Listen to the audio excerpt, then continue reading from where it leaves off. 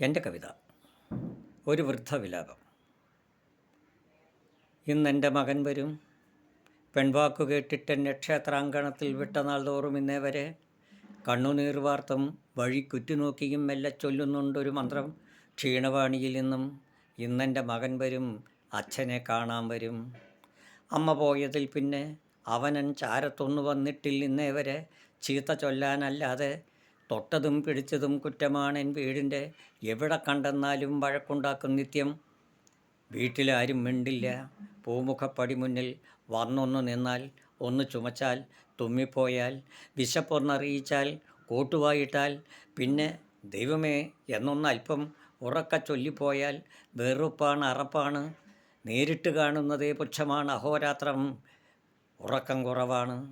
നടക്കാൻ, ഇരിക്കുവാൻ, എന്തിന് ചുരുണ്ടൊന്നു കിടക്കാൻ കെൽപ്പില്ലാത്തേ.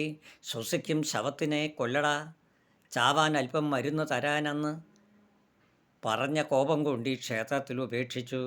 ഇന്നോളം എനിക്കായി പ്രാർത്ഥിച്ചില്ലെൻ മോനൊന്ന് എന്നും. നല്ലതു വരുവാനും ആയുസ് കൊടുപ്പാനും ക്ഷേത്രങ്ങൾ തോറും ചെന്നു കുമ്പിട്ടും വഴിപാട് നേർന്നിട്ടും കൈവന്നതീ ദുസ്ഥിതി വിധിയാക്കാം.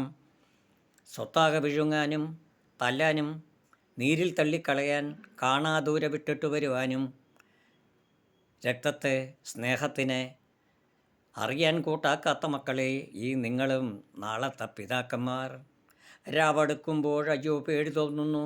ചുറ്റും നായ്ക്കളും എലികളും മണത്തു വന്നെത്തുന്നു. കൂമനും നത്തും പുള്ളും കൊതുകും കുളിരുമൻ മേനിയെ പിളർക്കുന്നു, ദേഹത്തെ തളർത്തുന്നു. ആഴ്ചയൊന്നായി മങ്ങും കാഴ്ചശക്തിയേ ഉള്ളൂ. അനങ്ങാൻ വയ്യ, ഒന്നും പറയാനാവുന്നില്ല. മരണം വരും മുമ്പൻ മകൻ്റെ മണം രൂപം കാണണം, വിറകയ്യാൽ തൊടണം, അതാണ് ആശ. ഭഗവത് കൃപ കൊണ്ട് കിട്ടിയൊരൻ മോനൊന്ന വാശി തീരണേ, മനം മാറ്റണേ ദൈവങ്ങളെ. അവൻ്റെ കൈകൊണ്ടിറ്റു വെള്ളം ഈ പിതാവിൻ്റെ തൊണ്ടയിൽ വീഴ്ത്താനുള്ള കാരുണ്യം കാണിക്കണേ ഭഗവാനെ. വാർദ്ധക്യം പ്രാപിച്ചൂടാ, ഭാര്യ പോയി ജീവിച്ചൂടാ, മക്കളെ നമ്പിക്കൂടാ.